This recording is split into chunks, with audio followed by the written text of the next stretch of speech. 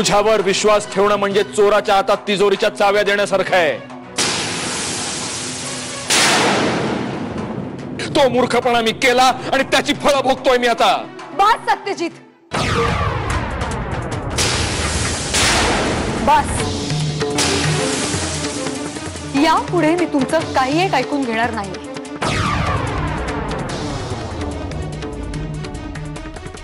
लग्नापूर्वी वडिलांचा धाक आणि लग्नानंतर नवऱ्याची भीती।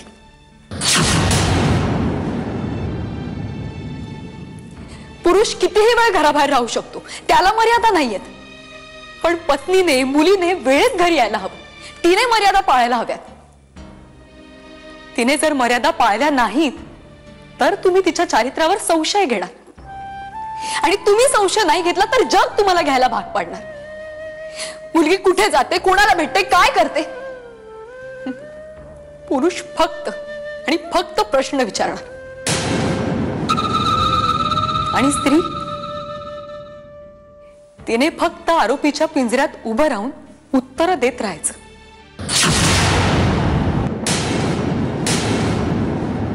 कारण चारित्र्य नावाचं सो कॉल्ड भांड सांभाळण्याची जबाबदारी समाजाने फक्त स्त्रीच्या माथी मारली। म्हणायला संसार दोघांचा, पण पुरुष मात्र या सगळ्या जबाबदाऱ्यातून मोकळा होणार, कारण त्याचं कामच आहे संशय घेणं, परीक्षा घेणं। आजकाल तर स्त्रीला जन्माआधीच परीक्षा भोगायला लागते, तेव्हा ही चारित्र्याची परीक्षा खूप साधी आहे सत्यजित। नाही,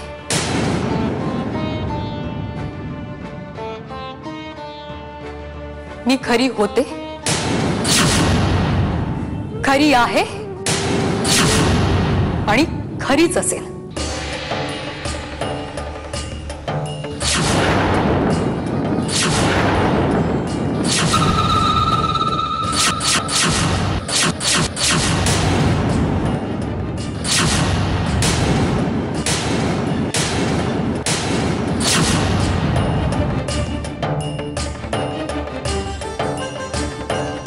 परीक्षा तुमची आहे। बरोबर आहे।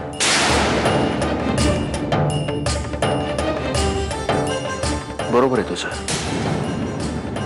परीक्षा माझी आहे आणि मी पूर्ण तयारीनिशी या परीक्षेला उतरलोय।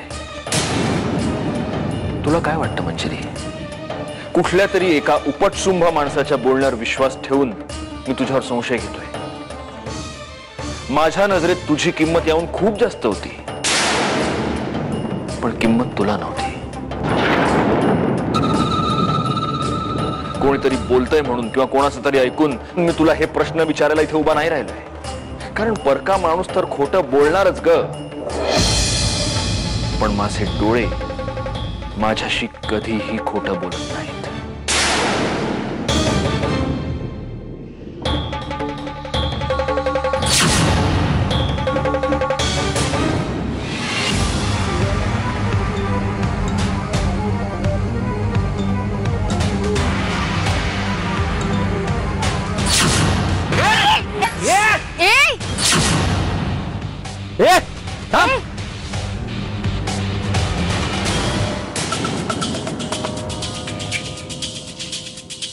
अरे दिसत नाही का तुला? मी पण त्याच्याच सोबत आहे आणि आमचं जे काही नुकसान झालं ना त्याबद्दल ऍटलीस्ट सॉरी तरी म्हणायला हवं तुम्ही।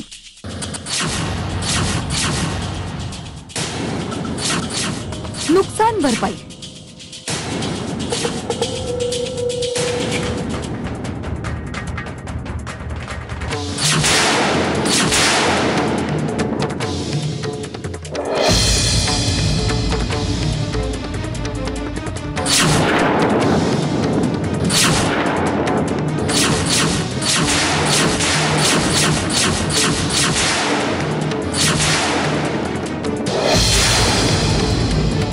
हे डाग ओळखीचे वाटतायत? सांग ना, हे डाग ओळखीचे वाटतायत का?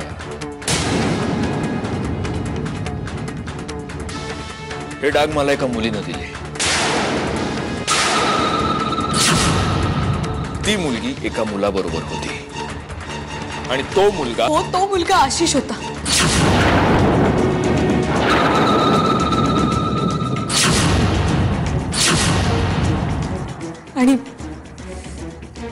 ती मुलगी मीच होते.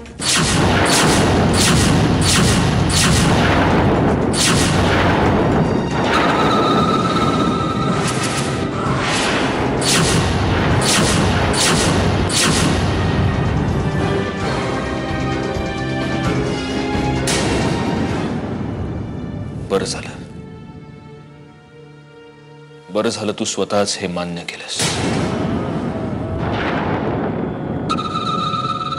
आता तू हेही मान्य करशील मंजिरी की तुझ्यात आणि त्या मुलामध्ये. आमच्यात तसं काहीच नव्हतं कधीच. हो,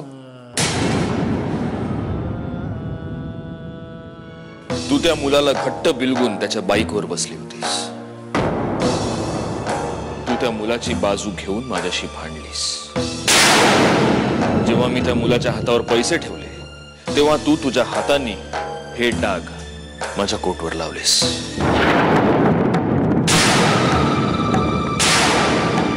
आणि तरीही तुझं असं म्हणणं आहे की तुझ्यात आणि त्या मुलामध्ये काहीही नव्हतं.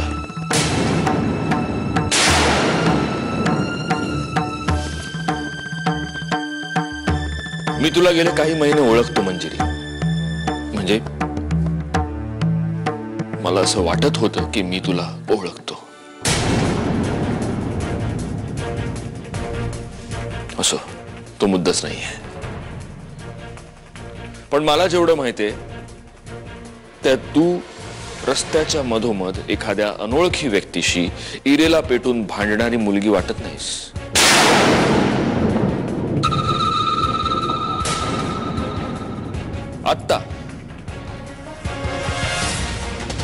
आत्ता काही दिवसांपूर्वी अशाच एका गाडीनं आपल्या अंगावर चिखल उडवला होता. तेव्हा तू नव्हती भांडायला गेलीस त्या बाईशी, तुझ्या नवऱ्यासाठी.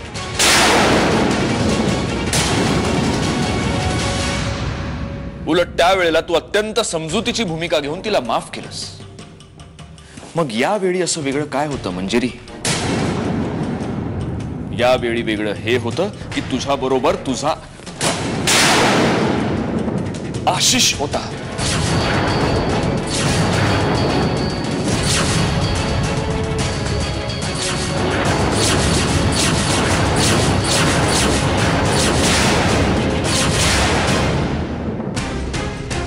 त्या आशिषला काहीही बोललेलं तुला सहन झालं नाही.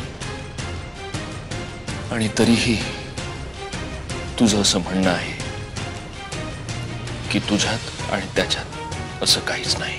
हे बघा, तुम्ही जे बोलताय ते नाकारत नाहीये मी, पण त्यातून जो अर्थ तुम्ही काढताय ना तो चुकीचा आहे.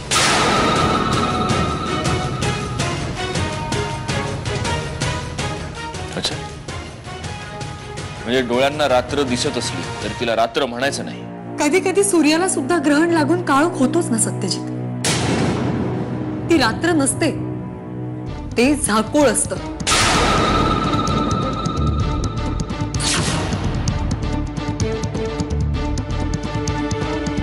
वा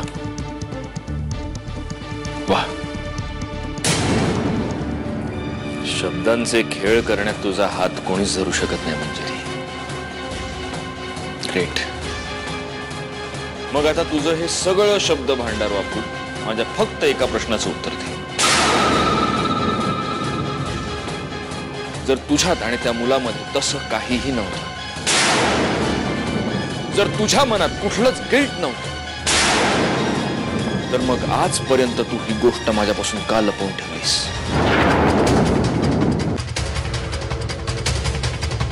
की माझ्या कोटवर डाग लावणारी मुलगी तूच आहेस. आपल्यामध्ये हा विषय आजपर्यंत एकदा नाही, दोनदा नाही, अनेक वेळा झाले.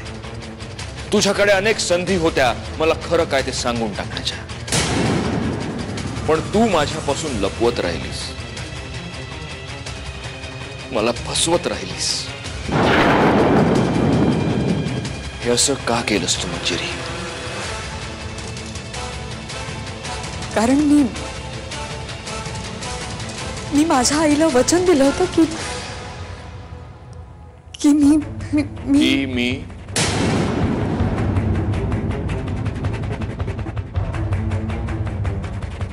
मी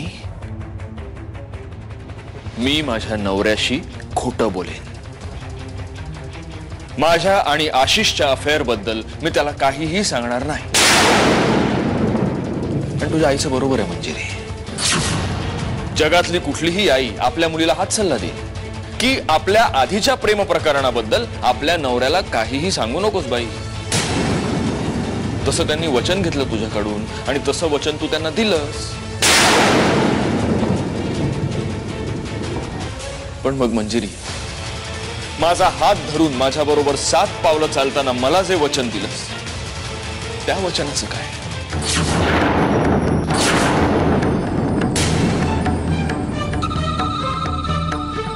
की ते वचन सुद्धा माझ्या इतकंच कवडीमोल होतं. तू म्हणतेस की ही माझ्या विश्वासाची अग्निपरीक्षा आहे. मग थोडासा विश्वास तू माझ्यावर का नाही दाखवलास?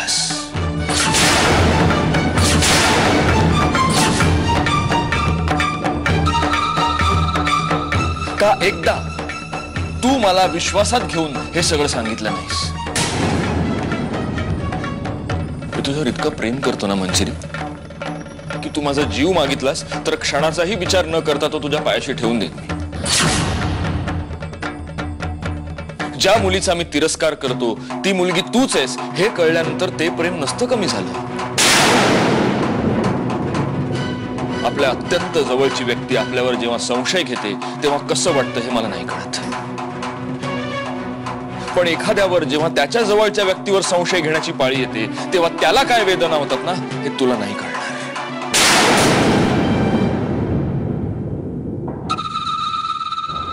हो, नात्यामध्ये सगळ्यात मोठा विश्वास असतो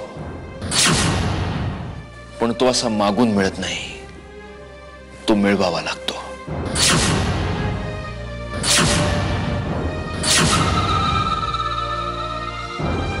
मी आजही तुझ्यावर विश्वास ठेवायला तयार आहे मंजिरी. माझ्या डोळ्यांनी मी जे पाहिलं ते खोटं होतं, ते चुकीचं होतं ही स्वतःची समजूत घालायला मी तयार आहे. पण मी असं करावं यासाठी एक कारण मला दे, एक कारण. आणि ते तू जोवर देत नाहीस तोवर या नात्यात विश्वासापेक्षा पुरावेच मोठे राहणार. कारण इथे पुरावाही मी आहे आणि साक्षीदारही.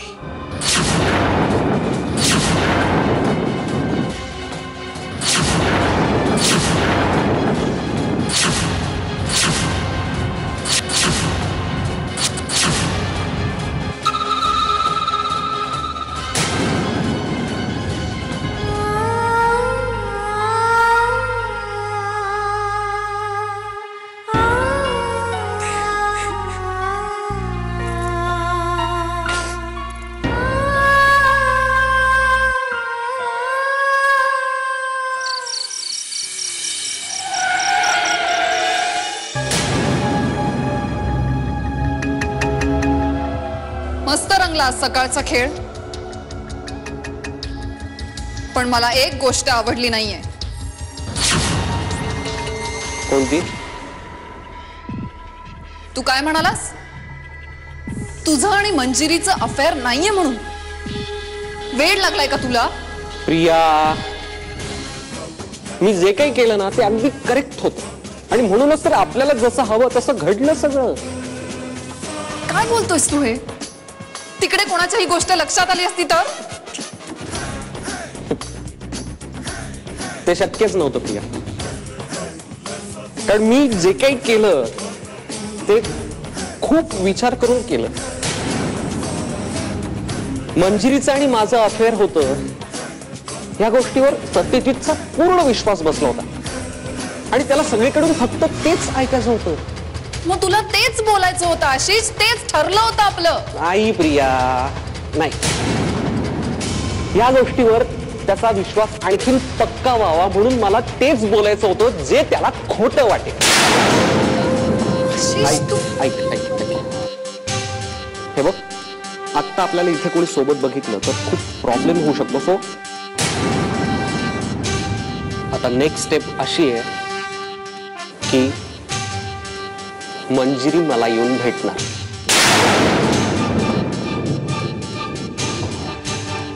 काय पर्यायच नाही ना तिच्यापुढे. आणि त्यावेळी तू सत्यजितला तिथे आणायचं. तसा प्लॅन होता का आपला?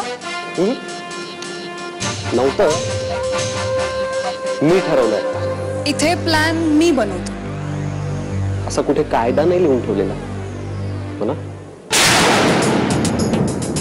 जो शिकारीला आधी गन लोड करतो तो फायर करून मोकळाही होतो. आणि मला तुझ्यासाठी थांबण्यामध्ये काहीही इंटरेस्ट नाही. हे माझ्याशी असं बोलायचं नाही. का मी काय तुझ्या नावाचा गळ्यात पट्टा अडकवलाय? हा, आणि तसंही मला तुझी काहीही गरज उरलेली नाही आता.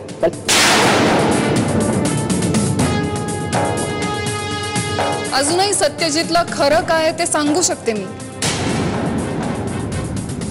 कारण मला माहितीये तुझं आणि मंजिरीचं कधीही अफेअर नव्हतं. आणि हे सगळ्यात मोठं खरं आहे. ही गोष्ट जर सत्यजितला कळली तर तुझं काय होईल याचा विचार जरी तू केलास तरी तुझी वाट. आशिष,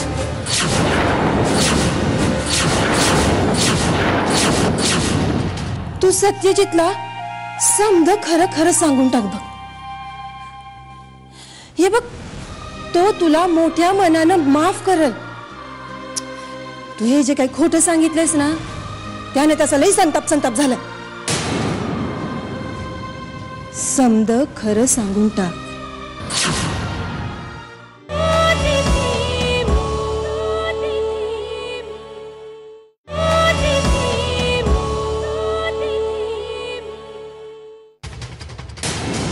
एक गोष्ट लक्षात घे,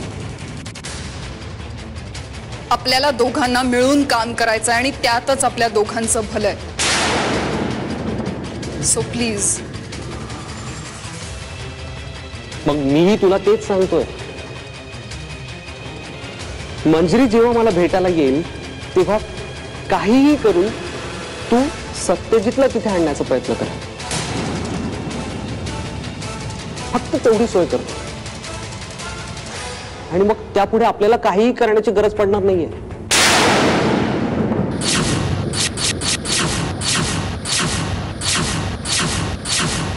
ओके.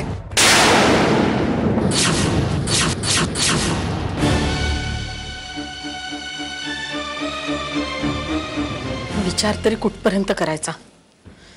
शेवटी सगळे विचार एकाच ठिकाणी येऊन थांबतात. वहिनी, आता तूच असं म्हणल्यावर आम्ही काय? यापूर्वी एकदा सत्यजितने मंजिरीवर संशय घेतला होता, पण तेव्हा मी मंजिरीच्या बाजूने उभी राहिले होते. सत्यजितला चुकीचं ठरवलं होतं.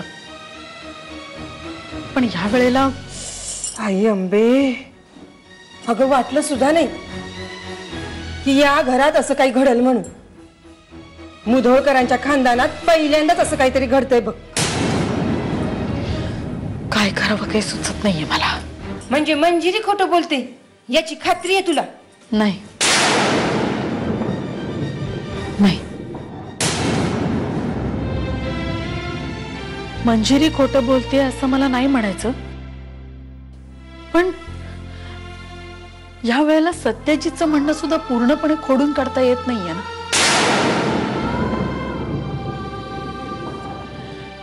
साधी कोटाची काय ती गोष्ट, ती सुद्धा तिने लपवली आपल्यापासून. अगं लपवण्यापलीकडे असतात काही गोष्टी. आता तूच बघ ना, समजा कसं उघडकीस आलं की नाही. तुझंच आपलं चाललं होतं माझी मुलगी म्हणून. तेच तर, सत्यजितची भीती वाटत होती तर मला विश्वासात घेऊन सांगायचं. मी तर तिला माझ्या मुलीसारखीच मानत होते.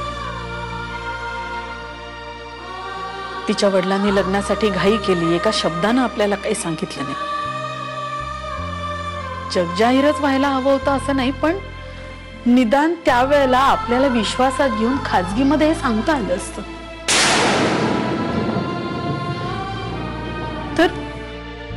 तर आता मंजिरीवर जास्त विश्वास बसला असता.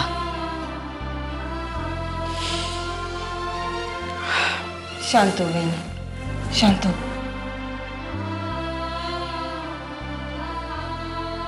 मी ना तुझ्यासाठी काहीतरी खायला घेऊन येते, हं?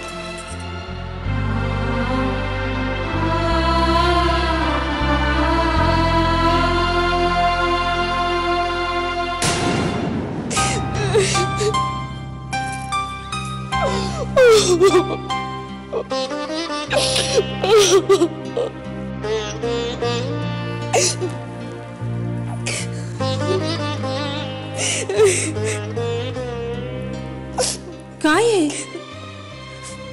काय समजा ओढावून घेतलंस बाई? आत्या, नाही तर काय? घरात एक तरी माणूस सुखानं बसलाय का? नाही तो त्रास मागे लावून दिलायस. आत्या, आत्या, यात माझी काही चूक नाही हो. निदान तुम्ही तरी माझ्यावर विश्वास ठेवा प्लीज. अगं हे समजा तू आधी सांगितलं असतंस तर अशी विश्वासाची भीक मागावी लागली असती का? सांग ना. अगं सत्यजितला आणि आम्हाला बी तू पहिल्या लई आवडली होतीस बघ. आम्ही तर फायनलच केलेलं की तूच या घरची सून होणार. अगं पण तवाच तू हे समज 22 वार सांगितलं असतस तर तुला तुझ्या भूतकाळ सकट स्वीकारली असते की आम्ही. पण तू हे समज लपवलंस आणि बघितलंस ना काय खेळ होऊन बसलाय तू. आत्या, काय बोलताय तुम्ही? जी गोष्ट कधी घडलीच नाही ती मी का मान्य करायची आणि कशासाठी? तू अजूनही तुझा हे का सोडायला तयार नाहीस? ये बघ माझं ऐक. तू सत्यजितला समज खरं खरं सांगून टाक बघ. हे बघ तो तुला मोठ्या मनानं माफ करल. तू हे जे काही खोटं सांगितलंयस ना त्याने त्याचा लई संताप झाला. समद खरं सांगून टाक. हा एकच उपाय हाय, कळलं? बाकी तू तुझं बघ.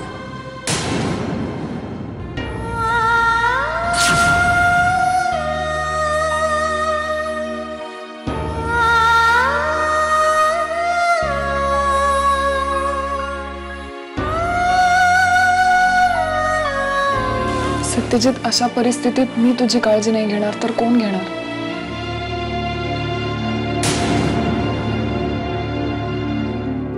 माझ्यात आणि मंजिरीमध्ये सध्या तणाव आहे. याचा फायदा घेऊन जर तू माझ्या जवळ याचा प्रयत्न करत असशील तर ती तुझी चूक आहे.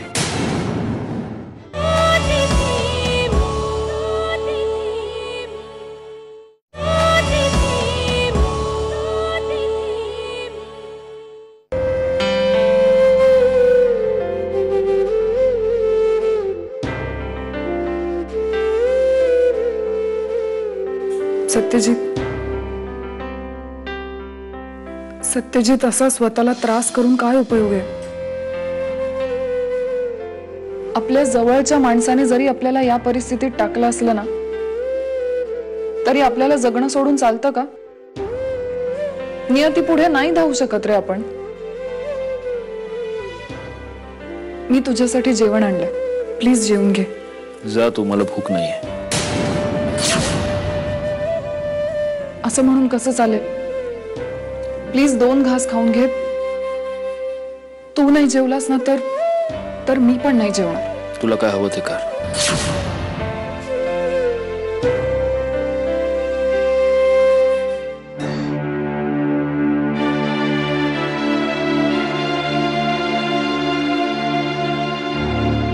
सत्यजित, अशा परिस्थितीत मी तुझी काळजी नाही घेणार तर कोण घेणार?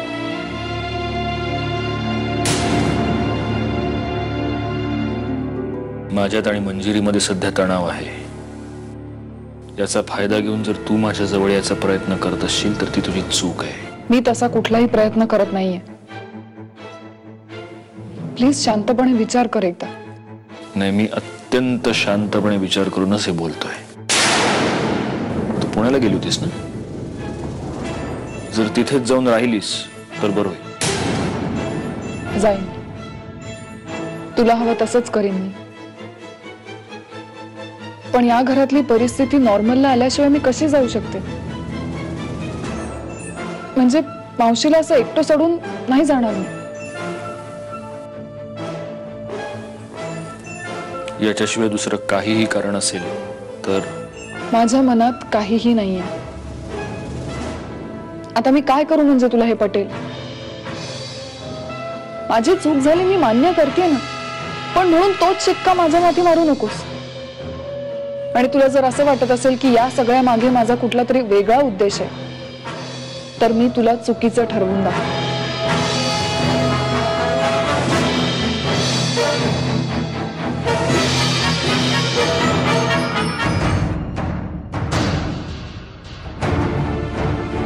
प्लीज खाऊन घे.